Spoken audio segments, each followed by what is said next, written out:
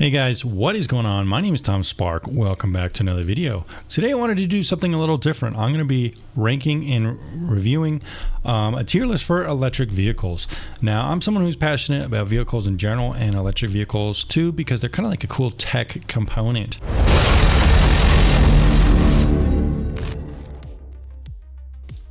Are you guys ever worried about getting doxxed? I know I am.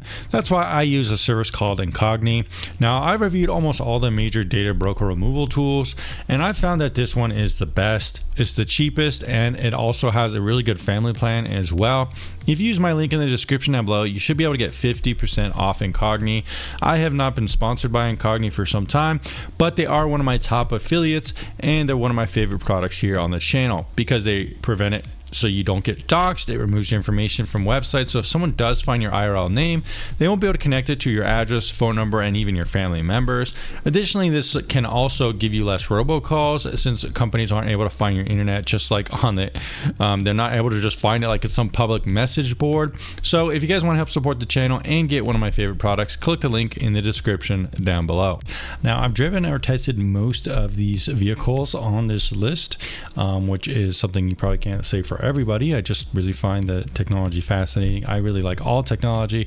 On this channel, I majorly review VPNs and internet privacy tools, but IRL, I'm a big gamer, tech guy. I'm always tinkering, building computers and things like that, and electric vehicles are essentially big drivable computers. So there you go. So I'm going to be ranking these in terms of how good they are, compelling, and kind of just aggregately how good they are, I think, for the average person. So we're going to be rating that. Now, guys, if you haven't checked out a VPN tier list, make sure to do so. I made the first and pretty much only VPN tier list that rates every VPN provider by all the features they provide. All right, guys, let's get to the tier list right now. So guys, I've tried to list out all the major kind of big car makers out there, so we could get a pretty good tier list going. So first up, we have Tesla. Now, Tesla is probably the de facto one for most people. You see them everywhere now. They really did kind of start off this trend. Now, a lot of people give Elon Musk this credit, but in fact, he wasn't the one who originally created the company. It was two old guys, I'm pretty sure. He just kind of was the one in charge of kind of being a CEO who's kind of an asshole, and he's pretty good at that, I would say. Overall, though, Tesla has really kind of taken over. It has very, very good software. The cars are pretty cheap and compelling for what they are. They probably have the best software out of any EV, hands down. The build quality has also gotten better over time. The cars just feel better, run better. The new Model 3, for example, has really good suspension. It's very smooth to ride, and overall, it's a very compelling product offering from Tesla. That said, you can have your own opinion about the Cybertruck and stuff like that, having lots of issues, but it is the top selling EV truck right now, which is pretty good for them. I myself am not a huge fan of the Cybertruck, but primarily because it's so overpriced for what it is, but it does have really cool technological innovations, such as steer-by-wire that lets the car be more maneuverable for how big it is. So it'll be interesting to see what Tesla comes up with in the next few years. I feel like they've kind of focused right now on innovating their product offering, making the Model Y more competitive by adding some up-to-date features. Probably we'll see next year with the Juniper lineup, but there we go. Tesla is probably going to be in S tier. In terms of how much I like the CEO right now, probably D tier, but being objective and evaluating the product, it's going to be an S tier product offering. Also, guys, if you're interested in a Tesla, use my link tesla.tomsparktech to get $1,000 off. Next up, we have something like Lucid. Now, you don't really see these cars around too much, but if you're looking for a luxury car that is faster than any other, perhaps nicer than any other, but kind of like bulky, you might be looking at a Lucid. Now, Lucid is coming out with something kind of like a minivan, I do believe, soon, which is interesting because not really any of the other makers can compete in that market, but Lucid themselves, you don't see them too much often. I don't think they're compatible with the Tesla supercharger network yet. I see a lot of them at EV stations though, or not a lot, but a few. Every once in a while I'll see one on the road. Has a cool light bar in the front, and primarily they're luxury cars for right now. So I wouldn't really say the market appeal is that big and you don't really see too many. I'm not really sure too much about the kind of company's health, but as a car overall, they seem to be okay, very fast and stuff like that. I myself haven't personally driven or tested one of these yet, so it could be in B tier. just to be safe and conservative in my assessment.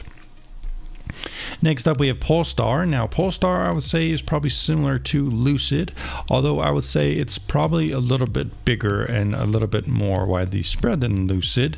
It's made by Volvo, so you have a lot of the kind of engineering and kind of quality that Volvo does bring to the table, but you really don't see too many Polestars around. I do like the design of them. They got a cool light bar as well, but this time on the back. They are coming out with an SUV. The problem with Polestar is that they're just kind of expensive for what they are. Tesla is able to be cheaper, get more range and more power. The build quality might not be the same, but you are going to be paying a lot more for better build quality, but less power and less range. And I think that's the problem with Polestar, is that they're not as compelling to the average consumer, but they are pretty cool. The main kind of driving display actually is Google OS. I believe it's kind of a form of Android, which is kind of interesting. Next up, we have BYD. There's a couple different Chinese brands out there, but unfortunately they're just not available to the US market, primarily probably because they're a national security concern. I think in China these cars are very compelling, but lately I've seen some instances of some recalls or something like that, which do seem concerning. I myself, I don't know if I would trust to drive one, especially, you know, all the data is probably being sent back to the Chinese HQ. It is a Chinese company, and you know how they are with data, so little yikers. Next up, we have a company called Rivian. Sorry, the logo is a little scuffed there, but Rivian, I would say, is probably second only to Tesla in its software. They primarily right now have luxury operating car or luxury kind of driving cars. It's like a very expensive truck and a very expensive SUV. Both of these cars, though, are pretty good. I myself have driven them and tested them as well.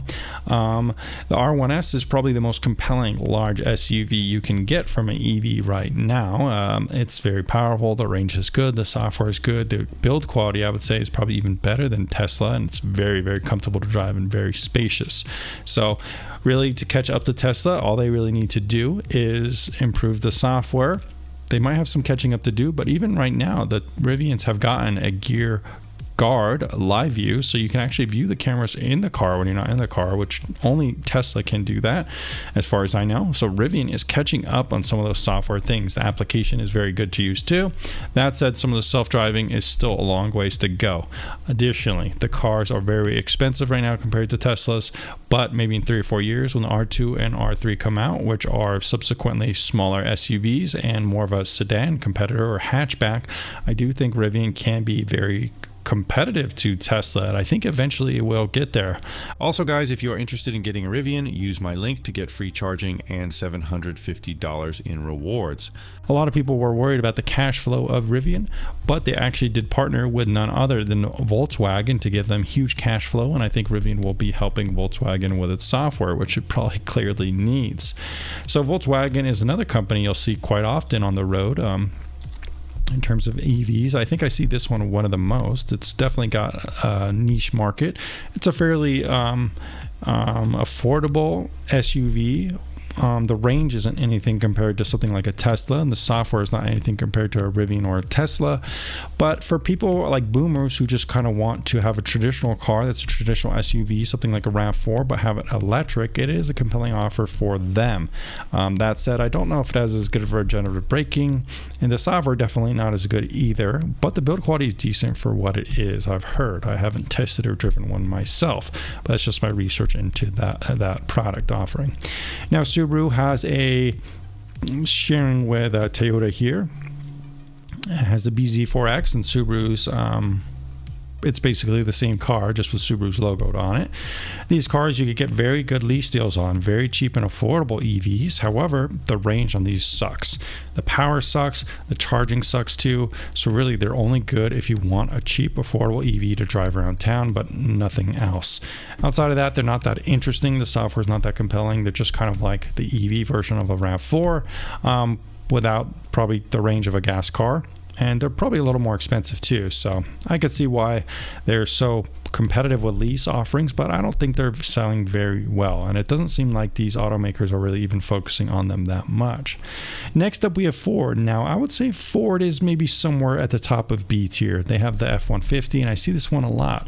I think boomers who like trucks really like this one, who aren't ready to go into Rivian. You get a cheaper Ford, than a Rivian, but if you get the same spec'd out Ford F-150 Lightning as a Rivian, it's actually going to be a similar price.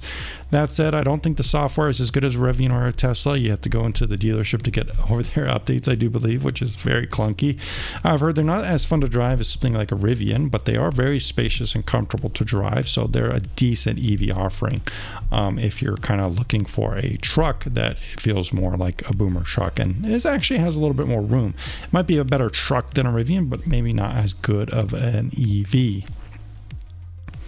Next up, we have a BMW. Now, I do see some people driving some of these around, but I don't really think they're as compelling as something like a Polestar. They're very, very expensive for what they are. Next up, I would say Volvo is also kind of in the same branch here. I think BMW is doing a little bit better with the EVs than Volvo, but not by much. And I think a Mercedes is in the same kind of range here. Another one I forgot is Audi. I could put that here. I might put Audi maybe in the same range. You might find good lease deals on the Audi car. I think it's got a funny name. I see them around maybe like once or twice, but they're very expensive as well and not really that compelling. Kia and Hyundai are some of the other good makers right now that are making somewhat compelling EVs. We have the Hyundai Ioniq 5 and 6. The 6 is kind of like a competitor to the Model 3, but it kind of looks funny, and I don't think it really is that competitive to the Model 3. Kia has pretty much the same drivetrain, I think, with the EV6 as the Hyundai Ioniq 5, but Kia actually has kind of like a competitor Rivian with its SUV lineup, but fully spec'd out, it's pretty much the same price and maybe it doesn't look as cool. I would say that these are probably at the top of B tier, a little bit above Ford, but maybe not as compelling software-wise as a Rivian or look as cool.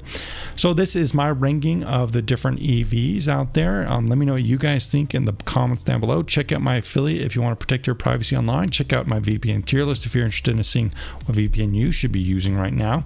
And I'll see you guys again very soon.